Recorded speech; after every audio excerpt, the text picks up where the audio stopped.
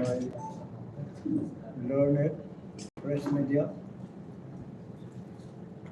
thank you this evening for coming over here.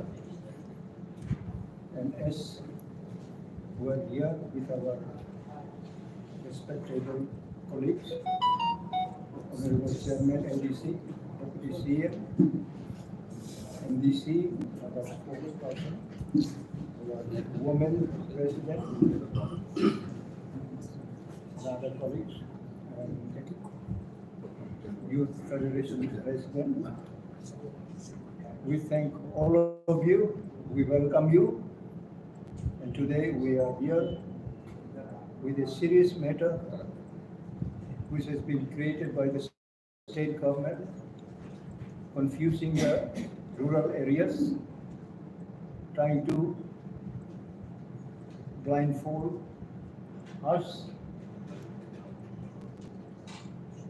in an excuse point of inclusion of 22,000 group voters.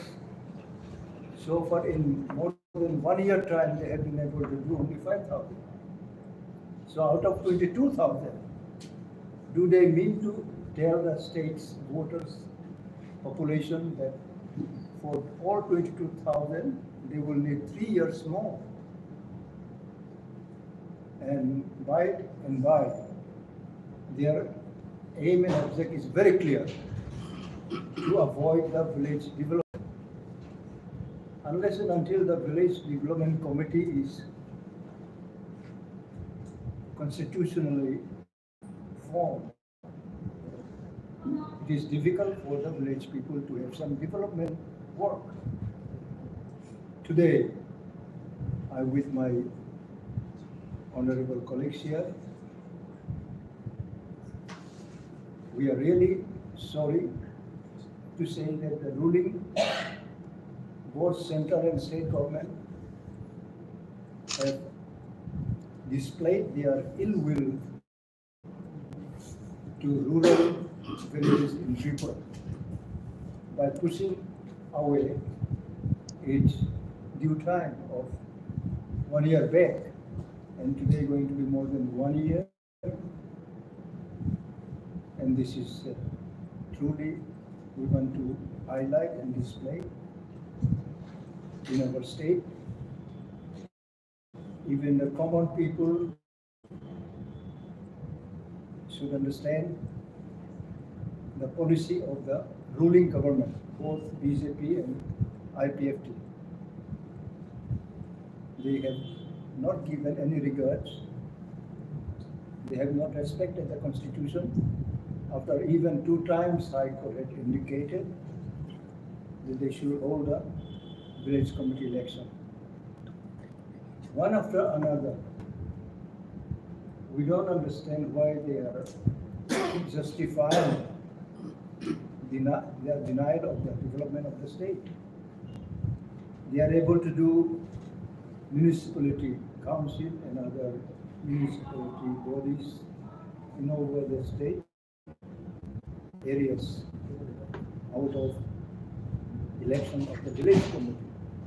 The village committee is the constitutional bodies which is responsible to extend development works through government programs. And today, as Tipra Motha party, we are here to tell the people of Tripura, are you happy? Are we happy with the ruling intention of denying the rights of people to have development work through village community? And we are here respecting our Honorable Chairman, Moras Padukishur Maniko, who had guided us and told us about his pain, about his mindset also, that we should come together more and more unitedly. Therefore, Tipra Motha is strongly condemning the process of the state government by denying the rights of the people. In these circumstances, as a token of our stand and our future development, Tipra Motha will be organizing in all the district or sub-divisional magistrate's office on 19th of this month as a protest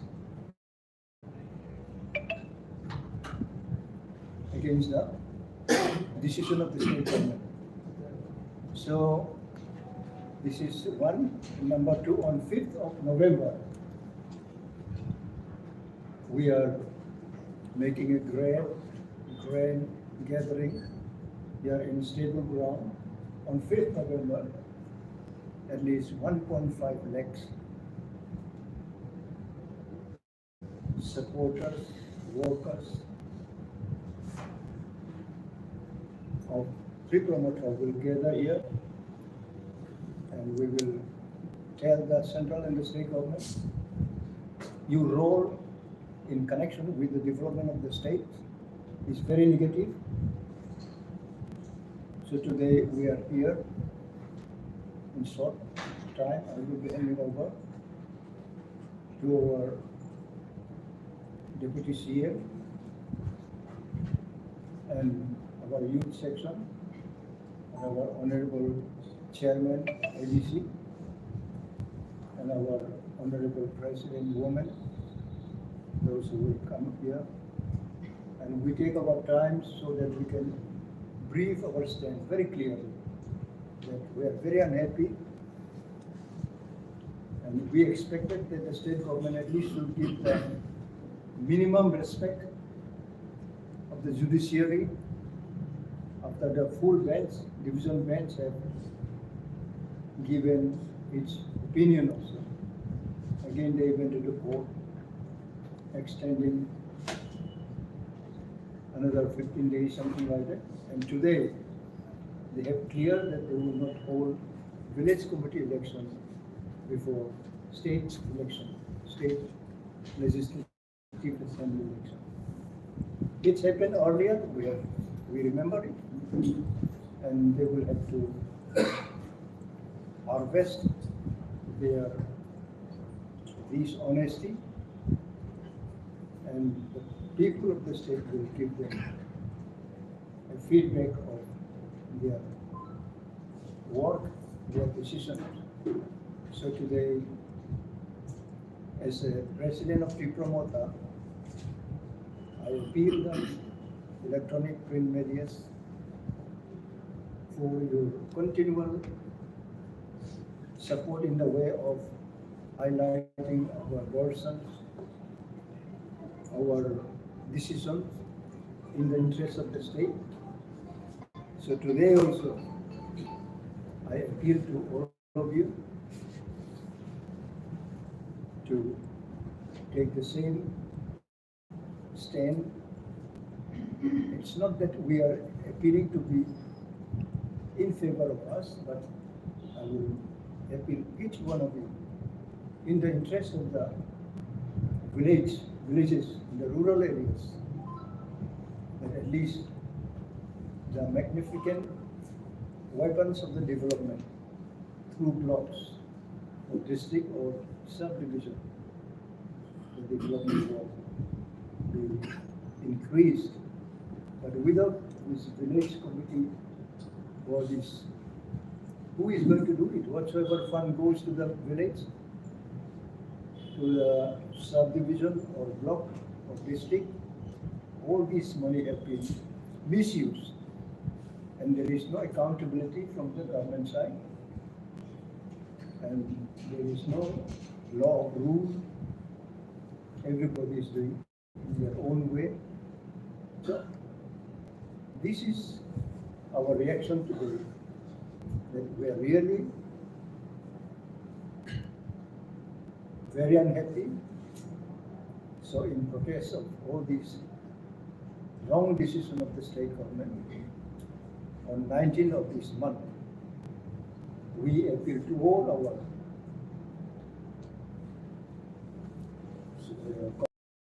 district, block, and local level, booth level, in all level of our organizational structure to organize a strong protest movement on 19th of this month. We want to fix from 11 to 3 p.m. because after dusk, it is risk to return to their respective houses. So we consultation with our Honorable Chairman, Maharaj Dr. Kishore Maniko, we feel that all these programs should be completed within 3 p.m. After 3, the dust come and prevail the rules. Therefore, we appeal honestly to all rank and file of our organizational structure in district level, block level, local booth level also, to organize a smooth and very strong program. And for our 5th of November, a grand mass gathering, which we have planned to organize here in Stable Ground, is another way of our program. And we believe, even from the city of Agartala, all other sub-divisional headquarters, district headquarters, both indigenous population and local people, all walk of life of different languages, different belief, faith, will join Tipra Motha's program in protest against the prevailing of this democratic process of the Constitution. We find that the present ruling, both BJP and IPFT, are denying disrespecting the judiciary also. Therefore, as the president of the party, I appeal, and now I will hand over to next person to brief according to our system, and after that we will hand it over to Please, Deputy CM. ধন্যবাদ সবাইকে এবং আমাদের মাননীয় প্রেসিডেন্টকে ধন্যবাদ জানাচ্ছি। আজকের আমাদের যে প্রেস মিটটা, এই প্রেস মিটটার মূল বক্তব্য হবে গতকাল স্টেট ইলেকশন কমিশন থেকে যে নোটিফিকেশন বেরিয়েছে, এই নোটিফিকেশনের বক্তব্যকে আমরা তীব্র প্রতিবাদ জানাচ্ছি এবং স্টেট গভর্নমেন্টের এহেন কাজকে আমরা নিন্দা জানাচ্ছি। রাজ্যের মানুষ জানেন যে ত্রিপুরা রাজ্যে 587টা ভিলেজ কমিটি আছে এবং এই ভিলেজ কমিটির ইলেকশন গত বছর অর্থাৎ 2021 7 তারিখ মার্চ থেকে পেন্ডিং হয়ে পড়ে আছে এবং গত প্রায় 1.5 বছর ধরে এই ইলেকশন কবে হবে এডিসি এলাকার জনগণ সে অপেক্ষায় ছিলেন। আপনারা জানেন যে public interest litigation file case করে মাননীয় হাইকোর্টের দ্বারস্থ হয়েছেন এবং ডালিয়া দেববর্মা। তার পরিপ্রেক্ষিতে মাননীয় হাইকোর্ট রায় দিয়েছেন যে নভেম্বর ফার্স্ট উইকের মধ্যেই ভিলেজ কমিটির ইলেকশন যেন সম্পন্ন হয়। তার অর্থাৎ 22,000 কাছাকাছি ভোটারদের নথিভুক্ত করতে হবে ভোটার তালিকায়, তারপরে এই ইলেকশনটা যেন হয় তার আর্জি জানিয়েছেন এটা এনজিও সংস্থা। এবং সেইখানে বলা হয়েছে, কোর্ট নির্দেশ দিয়েছেন যে এই ভোটারদের নথিভুক্ত করার পরেই যেন ভিলেজ কমিটির ইলেকশনটা। কিন্তু গতকাল ইলেকশনস কমিশন থেকে, স্টেট ইলেকশন কমিশন থেকে যে নোটিফিকেশন বেরিয়েছে সেখানে পরিষ্কারভাবে ওনারা বলেছেন যে এই বছরের 5 তারিখ জানুয়ারি ভারতের নির্বাচন কমিশন এবং ত্রিপুরার নির্বাচন কমিশন মিলে ফাইনাল একটা ভোটার তালিকা প্রকাশ করেছেন। তারপর দ্বিতীয়বার যখন সেটা প্রকাশিত হবে, এটা 5 তারিখ জানুয়ারি 2023-এর পরেই সেটা সম্ভব। অর্থাৎ এই ব্রুট ডিসপ্লেস ফ্যামিলিদের ভোটার তালিকায় আর অন্তর্ভুক্ত করা যাবে না। এবং পরিষ্কারভাবে ওনারা নোটিফিকেশনে বলেছেন যে এই সময়ের মধ্যে ব্রুট ডিসপ্লেস ফ্যামিলিদের নথিভুক্ত করে ভিলেজ কমিটির ইলেকশন সম্ভব নয়। আমরা রাজ্য সরকারকে জিজ্ঞেস করতে চাই, ইলেকশনটা হওয়ার কথা, তখন ইলেকশন কমিশন এবং রাজ্য সরকার বলেছে যে করোনা ভাইরাসের কারণে এই ভিলেজ কমিটির ইলেকশন করা যাবে না। তবে এই রাজ্যে আমরা দেখেছি যে করোনা ভাইরাসের প্রাক্কালেও আমাদের কাছে তথ্য আছে যে 13টা মিউনিসিপাল কাউন্সিলের ইলেকশন করেছে, 6টা নগর পঞ্চায়েতের ইলেকশন হয়ে গেছে। 25 তারিখ নভেম্বর 2021-এর মধ্যে এই নির্বাচনগুলো হলো। কিন্তু যখনই আমাদের টিপ্রা এলাকার ইলেকশন হবে, তখন অনেকগুলো অজুহাত দেখিয়ে রাজ্য সরকার এবং ইলেকশন কমিশন চেষ্টা করছে যে এই ইলেকশনগুলো যেন না হয়। তার মূল লক্ষ্য হচ্ছে, আমরা জানি যে ত্রিপুরা রাজ্যের যে সরকার শুধু এই ইলেকশন দিয়েই নয়, এডিসি কে পঙ্গু করার চেষ্টা করা হচ্ছে। আমাদের যে প্রজেক্টগুলো রাজ্য সরকারের মাধ্যমে কেন্দ্রীয় সরকারের কাছে যাবে, সেখানেও কিন্তু রাজনৈতিকভাবে হস্তক্ষেপ করে তারা বারবার এই প্রজেক্টগুলোকে এখানে বাধা দেওয়ার চেষ্টা করছে, থামিয়ে দেওয়ার চেষ্টা করছে এবং এডিসি কে আর্থিকভাবে পঙ্গু করার লক্ষ্যে। আপনারা নিশ্চয়ই জানেন এটা, যে ট্রাইবাল ওয়েলফেয়ার ডিপার্টমেন্টের মাধ্যমে এডিসি কে পরিচালনা করার চেষ্টা করছে।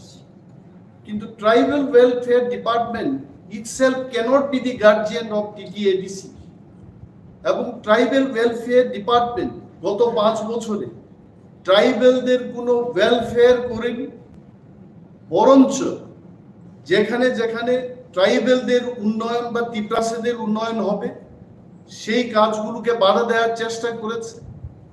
ফুটবল টার্ফের কথাই বলুন, যখন এডিসি সেই কাজগুলো পেয়েছে সেখানেও তারা হাত বসানোর চেষ্টা করেছে। কাজগুলো যেন না হয় তার দিকে তারা সর্বদা চেষ্টা করেছে। এই যে অবস্ট্রাকশন, টিটিএডিসির প্রতি এই হেন আচরণ রাজ্য সরকারের এবং তার ট্রাইবাল ওয়েলফেয়ার দপ্তরের, তার পেছনে কারণটা কি? আমরা রাজ্যের মানুষকে বলবো এই কথাই, যে ভারতবর্ষের নয়, পৃথিবীর লার্জেস্ট একটা পার্টি, পৃথিবীর বৃহত্তম পার্টি বলে দাবি করছে ভারতীয় জনতা পার্টি। যদি বিশ্বের এই প্রধান দল, বৃহত্তম দল তারা হয়েই থাকে, যারা বলে যে আগামী 50 বছর ধরে ভারতবর্ষের প্রতিটি ইলেকশনকেই তারা জয়লাভ করবে, তাদের এত ভয় কিসের? যে তিপ্রা মথা একটা ছোট্ট পার্টি, হয়তোবা বিশ্বের সবচেয়ে ছোট দল হতে পারে তিপ্রা মথা, এই পার্টিকে কেন ভয় পাচ্ছে? তার কারণটা কি? কারণ তারা জানে যে এই মুহূর্তে যদি ভিলেজ কমিটির ইলেকশন করা হয় ত্রিপুরায়, 587টা ভিলেজ কমিটির মধ্যে বিনা প্রতিদ্বন্দ্বিতায় তিপ্রা মথা 400-এর বেশি ভিলেজ কমিটিতে জয়লাভ করতে পারবে। এই পরাজয় থেকে যেন তারা নিজেকে বাঁচিয়ে রাখতে পারে তার লক্ষ্যেই কিন্তু এই ইলেকশনটা করছেন। কিন্তু আমাদের প্রশ্ন হলো, আপনি ভিলেজ কমিটি থেকে বাঁচতে পারেন, আপনি অন্য আরেকটা ইলেকশন থেকে নিজেকে বাঁচাতে পারেন, কিন্তু বিধানসভাতে আপনার কি অবস্থা হবে? আপনি বিধানসভা থেকে বাঁচতে পারবেন? ত্রিপুরার মানুষ মনে রাখছে যে বিজেপি এবং তার সহযোগী দলের কি প্রতিশ্রুতি ছিল। 2018 সালের নির্বাচনে ঘরে ঘরে মোবাইল ফোনের ব্যবস্থা হবে, এই কথা কিন্তু মানুষ ভুলে যাননি। ঘরে ঘরে রোজগারের ব্যবস্থা হবে, এই ধ্বনি আজকেও ত্রিপুরা রাজ্যের মানুষের কানে বাজছে। আমরা বলবো যে এই ভিলেজ কমিটি নির্বাচনকে এড়িয়ে যাওয়ার একমাত্র লক্ষ্য হচ্ছে যে টিপ্রা মথা যেন ত্রিপুরার ত্রিপ্রাসাদের কণ্ঠ হয়ে দাঁড়াতে না পারে, এই কণ্ঠকে স্তব্ধ করে দেওয়ার একটা চেষ্টা। কিন্তু আমরা আজকে এই সাংবাদিক সম্মেলনের মাধ্যমে রাজ্যের প্রতিটি মানুষকে এই কথা বলবো যে ভিলেজ কমিটিকে থামিয়ে দিয়ে টিপ্রা মথার কণ্ঠ প্রতিরোধ করা যাবে না, এবং টিপ্রা মথা লড়াই করবে, লড়াই করে যাবে ত্রিপ্রাসাদের অস্তিত্ব রক্ষার্থে, এবং আমাদের সাংবিধানিক অধিকার আদায়ের লক্ষ্যে আমরা আন্দোলন গড়ে তুলব। আমাদের প্রেসিডেন্ট উনি বলেছেন যে আগামী 19 তারিখ অক্টোবর প্রতিটি রুরাল ডেভেলপমেন্ট ব্লকের প্রাঙ্গণে টিপ্রা মথা তার সমস্ত শক্তি দিয়ে আমরা আন্দোলন গড়ে তুলব, এবং ইলেকশন কমিশনের এই সিদ্ধান্তকে প্রতিবাদ জানিয়ে আমরা আন্দোলন করব। আরো আপনাদের এই কথা বলতে যে এই যে বিজেপির এই হেন কার্যকলাপ, যে আজকে টিপ্রা মথার উপর অ্যাটাক করছে, এমপি বাবুকে বসিয়ে তারা বলছে যে এডিসিতে সুপ্রশাসন হচ্ছে না। কে বলেছে? কে খবর দিয়েছে ওনাকে? উনি একদিনও এসছেন এডিসির সদর দপ্তরে? যিনি এমপি, মাননীয় এমপি, যিনি সাংবাদিক সম্মেলন করে বলছেন জোরজার প্রশাসন, তার কোনো শৃঙ্খলা নেই, এডিসিতে এই কথা বলেছেন। আমি মাননীয় এমপিকে প্রশ্ন করছি, আপনি এই 16 মাসে টিপ্রা মথার প্রশাসন আমরা যখন আমাদের কাজ শুরু করেছি, আপনি কোনোদিন এসছেন? এডিসির খোঁজ খবর নিয়েছেন? আমাদের কি অসুবিধে, কি আর্থিক সংকট, আপনি খোঁজ নিয়েছেন? আপনার একটা দায়িত্ব আছে, আপনি কেন্দ্রীয় সরকারের সাথে আলোচনা করতে পারতেন। রাজ্যের বাজেট 26,800 কোটি টাকা, সেখানে এডিসি কে দেওয়া হচ্ছে মাত্র 619 কোটি টাকা। এই খবর কি মাননীয় এমপি সাহেব জানেন? এটা আসলে কিছুই না। তারা জানে যে টিপ্রাসারা থানসা হচ্ছে, এডিসি এলাকার সত্যিকারের উন্নয়ন কারা চায়? টিপ্রা মথা সেই কাজ করতে চায়, টিপ্রা মথাই সেই উন্নয়ন আনতে পারে। এটা বিজেপি এবং আইপিএফ তারা বুঝে গেছে। মহারাজা প্রদ্যুৎ কিশোর মানিককে ওনার যে ইমেজ, এই ইমেজটাকে খারাপ করার চেষ্টা করছে, তাই সেই কথাগুলো বলছে। কে বলেছে? আমরা এডিসিতে ক্ষমতায় আসার পর আমরা টেলিমেডিসিনের সুচিকিৎসার ব্যবস্থা আমাদের এডিসি এলাকার মানুষের মধ্যে আমরা পৌঁছে দিতে পেরেছি। এই কাজগুলো গত 38 বছরে কেউ করেনি। এই কথাগুলো ওনারা বলবেন। আজকে গরিব মানুষের মধ্যে পানীয় জলের ব্যবস্থা থেকে শুরু করে এই শীতকালে শীত বস্ত্র সমস্ত কিছু, এই ডিস্ট্রিবিউশনে আমরা অগ্রগণী ভূমিকা নিয়েছি, এই কথাগুলো তারা বলবেন। এবং আজকে আমাদের জোনাল সাব জোনালের মাধ্যমে যাই ফান্ড রয়েছে আমরা কাজ করছি, প্রতিটি এলাকায় মানুষের কাছে এডিসির প্রশাসনকে পৌঁছে দেওয়ার চেষ্টা করছি। এই কথাগুলো তারা বলবেন। এডিসি এলাকার মানুষ কোনোদিন যুব উৎসব বা ক্রিকেট লিগ, ফুটবল ম্যাচ, বিভিন্ন আমাদের সাহিত্য সংস্কৃতিকে নিয়ে চর্চা, এগুলো কখনোই কেউ করেনি। এইগুলো আমরা গত 16 মাসে আমরা দেখিয়েছি, এই কাজগুলো আমরা করছি। তারপরেও এমপি সাহেব বসে বলছেন যে এডিসির কোনো কাজ হচ্ছে না এবং যা টাকা হচ্ছে সেগুলো খরচ করতে পারছে না। এইগুলোকে আমরা বলবো যে বিজেপি এবং তার সহযোগী দল যেভাবে আমাদের বিরুদ্ধে কথা বলতে চেষ্টা করছে, এইগুলোকে আমরা খণ্ডন করছি এবং আমরা ত্রিপুরা রাজ্যের ত্রিপ্রাসাদের কথা বলবো, তাদের নিয়ে আমাদের আন্দোলন থাকবে, তাদের নিয়ে এই দল। তার অর্থ এই নয় যে ত্রিপুরা রাজ্যের যারা নন ত্রিপ্রাসা তাদের বিরুদ্ধে আমরা যাব, এই কথা আমরা বলছি। সংবিধানে যা আছে আমরা সেটাই চাই। এবং আজকে আমাদের অনেক কর্মীদের বিরুদ্ধে পুলিশি কেস, বিভিন্ন হয়রানি এগুলো করা হচ্ছে। কেন করছে? তারা চেষ্টা করছে যে মানুষের সমর্থনে তারা আর ইলেকশনে জয়লাভ করতে পারবে না, তো বাঁকা পথে ইলেকশনে জিতা যায় কিনা তার চেষ্টা করছে। কিন্তু আমরা বলছি যে তীব্রতা তার সমস্ত শক্তি নিয়ে আগামী বিধানসভা নির্বাচনে আমরা লড়াই করব এবং যারা আমাদের দাবির সাথে সহমত পোষণ করবেন তাদের সাথে আমরা কথা বলবো। আমাদের সাথে যারা একমত হয়ে কাজ করার অঙ্গীকার নেবেন নিশ্চয়ই তাদের সাথে আমরা কাজ করব। রাজ্যের সমস্ত অংশের মানুষের কথা মাথায় রেখে ত্রিপুরা মথা আগামী নির্বাচনে ময়দানে নামবে। ত্রিপ্রাসাদের সাংবিধানিক অধিকার যেমন আমাদের কাছে গুরুত্ব রয়েছে, যারা ত্রিপ্রাসাদের বাইরে যারা অন্য সম্প্রদায়ের লোকজন রয়েছে তাদের স্বার্থে আমাদের চিন্তা ভাবনা থাকবে এবং রাজ্যের সমস্ত অংশের মানুষের প্রগতির জন্য ত্রিপুরা মথা কাজ করবে। কিন্তু বিজেপি এই হেন কার্যকলাপের মাধ্যমে তারা যাই চেষ্টা করছে এটা সফল হবে না।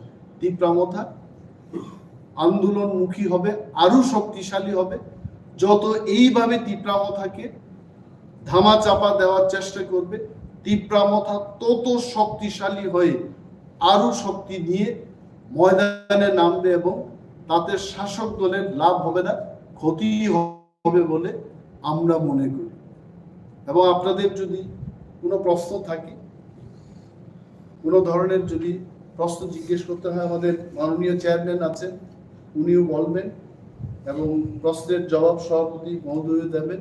আমরা যারা আছে আমাদেরকে আপনার প্রশ্ন জিজ্ঞেস করতে হবে। তার আগে গতকালকে শুরু করি, গতকালকে নুয়াই স্টেডিয়ামে অডিটোরিয়ামে আপনাদের একটা পর্যালোচনা বৈঠক হয়েছে। তাতে সাব জোনাল থেকে আরম্ভ করে সবাই ছিলেন, আপনারা ছিলেন এবং মুখ্য কার্যনির্বাহী সদস্যও ছিলেন। তাতে যেটা আপনি উদ্বেগ প্রকাশ করেছেন, যতটুকু আমরা জানি, অর্থনৈতিক অবরোধ, আপনাদের উন্নয়ন কাজকর্ম বন্ধ, কর্মচারীদের বেতন দিতে পারছেন না। এই যে 6 মাস এই নতুন অর্থ বছরে এর মধ্যে কত টাকা পাওয়ার কথা ছিল এবং আপনারা কত টাকা পেয়েছেন? আমি আমার ইন্ডাস্ট্রি দপ্তরের কথা বলছি। ইন্ডাস্ট্রি দপ্তরে রাজ্য সরকার আমাদের বাজেট, এস্টিমেটেড বাজেটে দেখিয়েছে 30 লক্ষ টাকা দেবে, মানে শিল্প উন্নয়নের জন্য 14 লক্ষ ত্রিপ্রাসাদের শিল্পমুখী করার জন্য 30 লক্ষ টাকা দেবে বছর। এই পর্যন্ত আমি 2.5 লক্ষ টাকা পেয়েছি এবং আমি খরচ করিনি। 2.5 লক্ষ টাকা দিয়ে কোনো শিল্প হয় না, এটা রাজ্যের মানুষ সবাই জানেন। সো 8% টাকা পেয়েছি। এইভাবে ফিশারি দপ্তরে -10%, অর্থাৎ ফিশারি দপ্তরে রাজ্য সরকার তার নিজস্ব কর্মচারী ডেপুটেশনে এডিসিতে পাঠিয়েছে। তো স্যালারিটি কে দেবে? রাজ্য সরকার দেবে, কিন্তু রাজ্য সরকার সেই স্যালারিটিও দিচ্ছে না। তো নিজেদের ফান্ড থেকে, রেভিনিউ ফান্ড থেকে আমরা -10%, অর্থাৎ 10% আমরা নিজেদের পয়সা দিয়ে তাদের স্যালারিটা দিচ্ছি। তো দেখা যায় নট ইভেন 50%, এই যে 619 crores যে পড়ছে তার 50% টাকা এই পর্যন্ত আমরা পাইনি এডিসি। তো রাজ্য সরকার যাই বলছে, আসলে সাংবাদিক বন্ধুরা আপনারা যে প্রশ্ন নিয়ে এসছেন এগুলো মানুষের জানা উচিত যে 619 কোটি টাকা এটা রাজ্যের বাজেটের মাত্র 2.36%। অথচ ত্রিপুরা রাজ্যের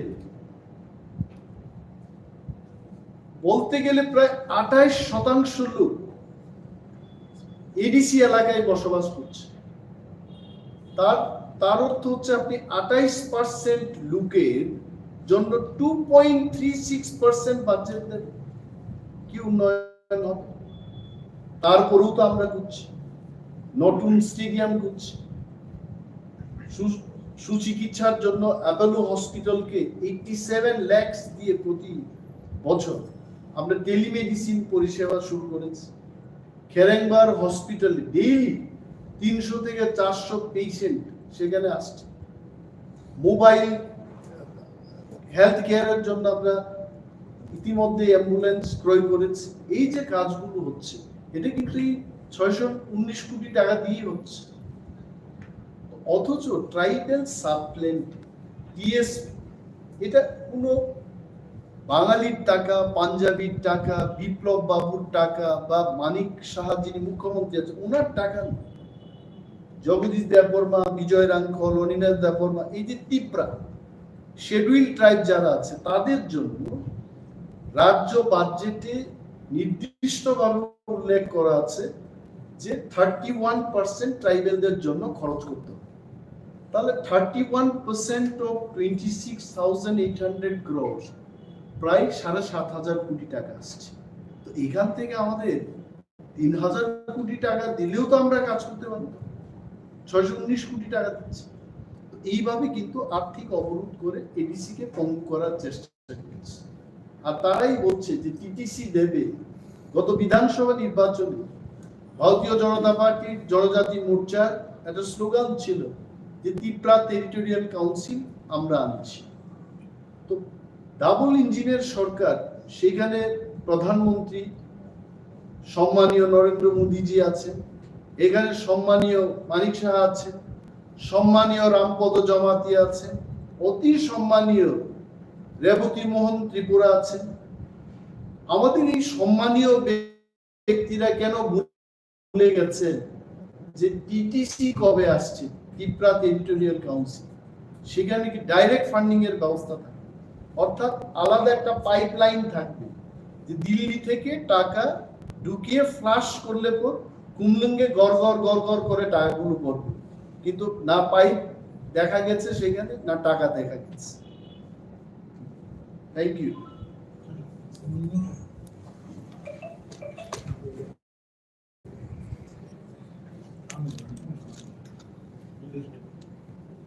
Belaki hambai, sentini Saiman ka state election